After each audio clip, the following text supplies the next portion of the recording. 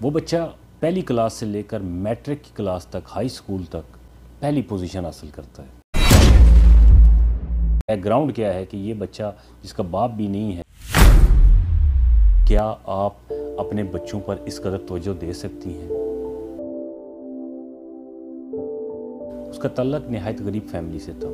بچپن میں ہی باپ چل بسا، ماں نے بڑی مشکل سے اس کو پالا، لیکن ماں اس کی تعلیم و تربیت کے لیے پورا بندوبست کرتی رہی۔ اس نے اسے سرکاری اسکول میں داخل کروایا اور لگاتار اس کی نگہداشت کرتی رہی۔ جس حد تک ممکن تھا ایک ماں نے اپنا فرض نبھایا، بچے کے باپ ہونے کا بھی اور ماں ہونے کا بھی۔ دونوں فرائض سے وہ غافل کبھی نہیں ہوئی تھی۔ صبح اس کو ناشتہ بنا کے دینا، اسکول بھیجنا، اسکول کے لیے اس کو کھانا دے دینا ساتھ میں، اور پھر خود جو ہے وہ دن بھر کام کرنا۔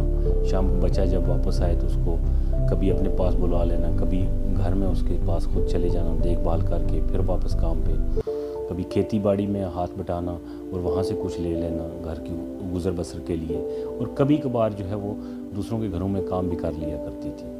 وہ بچہ پہلی کلاس سے لے کر میٹرک کی کلاس تک، ہائی اسکول تک ہر کلاس میں پہلی پوزیشن حاصل کرتا ہے۔ اساتذہ اکثر جو ہیں وہ اس سے پوچھتے ہیں کہ تمہارے گھر میں کون ہے، تو وہ یہی جواب دیتا کہ صرف میری ماں ہے۔ اساتذہ حیرت میں تھے کہ ایک بچہ جس کی صرف ایک ماں ہے، باپ بھی اس کے سر پر نہیں ہے، تو وہ اس کو مزید شاباش دیا کرتے تھے، اور وہ بچہ مزید لگن کے ساتھ، مزید محنت کے ساتھ آگے بڑھتا گیا۔ یہاں تک کہ اساتذہ کی حیرت کی انتہا نہ رہی کہ جب میٹرک کلاس میں بورڈ کے ایگزام میں اس بچے نے ڈسٹرکٹ بھر میں پہلی پوزیشن حاصل کی اور اسکول کا نام روشن کیا، تو اساتذہ سے رہا نہ گیا، اور اساتذہ نے جب اس کے پیرنٹس کو بلوایا تو وہ بالآخر اپنی ماں کو لے کے وہاں پہ آ گیا۔ جب وہ پیرنٹس اور اساتذہ کی میٹنگ ہوئی، اساتذہ خوش تھے، اور پھر ساتھ میں یہ بھی کھوج لگانا چاہ رہے تھے کہ بیک گراؤنڈ کیا ہے کہ یہ بچہ جس کا باپ بھی نہیں ہے، پھٹے پرانے کپڑوں میں آتا ہے، کبھی اس کے جسم پہ ہم نے کوئی شاہانہ لباس نہیں دیکھا۔ اساتذہ حیرت زدہ تھے کہ یار یہ ایسا کون سا ماجرا ہے، اس کا بیک گراؤنڈ کیا ہے، یہ جاننے کے لیے۔ اور وہ بچہ آج اسکول کا اتنا بڑا نام روشن کر گیا اور اس لیول پہ اسکول کا نام لے گیا کہ ڈسٹرکٹ لیول پہ یا ہائی اسکول لیول پہ جا کے اس نے بورڈ میں پوزیشن حاصل کر لی۔ جب پیرنٹس کو کال کیا گیا تو اس کی ماں کو بھی انہوں نے بلا کے بھیجا۔ جب ماں آئی تو اس وقت تک جو ٹیچرز تھے یا اساتذہ کی جو تنظیم تھی یا جو سارا بورڈ تھا، وہ یہ سمجھ رہا تھا کہ اس کی ماں کو بہت پڑھی لکھی اور ویل ایجوکیٹڈ لیڈی ہوگی، اسی لیے یہ بچہ جو ہے وہ اتنا ہونہار اور اتنا جو ہے وہ کوالیفائڈ اور اتنا لائق ترین بچہ ہے، ذہین ہے، محنتی ہے۔ سو دوستو، بڑی مزے کی بات یہاں پہ آتی ہے کہ جب پیرنٹس کے ساتھ میٹنگ ہوتی ہے اور اس کی والدہ آتی ہے تو اس کی والدہ کو دیکھ کے اساتذہ مزید پریشان ہو جاتے ہیں۔ جب اس کی حالت دیکھتے ہیں، قسم پرسی کی حالت دیکھتے ہیں، تو مزید پریشان ہو جاتے ہیں۔ لیکن بالآخر ہمت کر کے اساتذہ جو ہے وہ اس کی ماں سے پوچھتے ہیں کہ بھائی آپ کی کوالیفیکیشن کیا ہے، یا آپ کے پاس پیسے نہیں ہیں صرف، یا مالی جو ہیں وہ حالات آپ کے اچھے نہیں ہیں، اس لیے آپ اس حالت میں ہیں، اور بچہ بھی جو ہے وہ اسکول آتا تھا، اس نے بورڈ میں پہلی پوزیشن لی ہے، آپ کی جو اپنی کوالیفیکیشن ہے وہ کیا ہے؟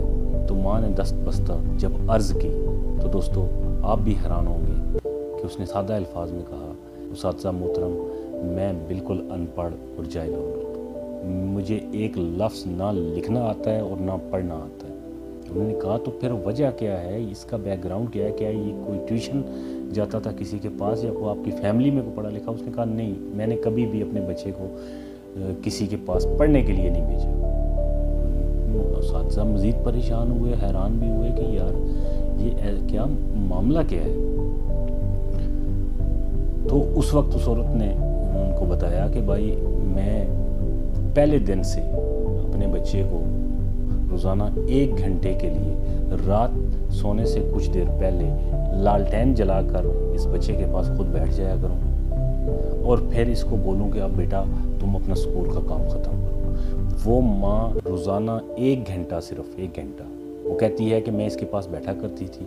شروع میں کبھی یہ ویسے ہی کاٹے شاٹے مارتا، کبھی جو ہے وہ ادھر کھیلتا، کبھی ادھر دیکھتا، مجھے پتا تھا کہ اب اسکول کا کام یہ نہیں کرنا، لیکن میں نے اس کو پابند کیا، اس کی وہ روٹین بنائی 6 महीने गुजरे, साल गुजरे, जब उसे ये एहसास हुआ कि अब मैं बैठा हुआ तो हूँ, क्यों ना मैं स्कूल का काम ख़त्म कर लूँ ताकि उस्ताद सुबह मुझे कुछ ना कहें। तो यूँ एक सिलसिला चल निकला और फिर देखते ही देखते मेरे बच्चे को आदत पड़ गई। तो फिर मुझे ये अंदाज़ा हो जाता था कि अब जो है वो ये स्कूल का काम कर रहा है, किताबें इसने खोली हुई हैं, अब जो भी काम कर रहा है वो उस्ताद के कहने के मुताबिक कर रहा है। तो ये वजह है कि आज जब ये मैट्रिक लेवल पे पहुंच गया, इसने बोर्ड में पोजीशन ले ली, तो उस्ताद आप तमाम लोग सुन रहे हैं, सच ये है कि मेरे बच्चे को अब जाके इस बात का इल्म हुआ है कि मेरी माँ तो अनपढ़ है। इसे तो पता ही नहीं था, जब मैं लिखता था तो क्या लिख रहा हूँ क्या नहीं लिख रहा इसे कोई पता नहीं था।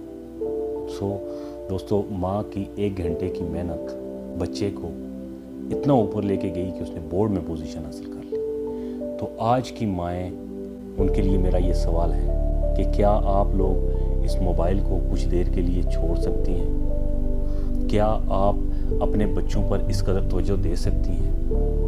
वो भी माँ थी, नाश्ता वो भी बना के देती थी, लेकिन वो उसका 1 घंटा जो है उस बच्चे की ज़िंदगी बना गया। और दोस्तों, ये सच्चा वाक़या है जो मैंने आप लोगों से शेयर किया है। ऐसी बहुत सारी सच्ची कहानियाँ आपके सामने लेके आऊँगा, सामने रखूँगा।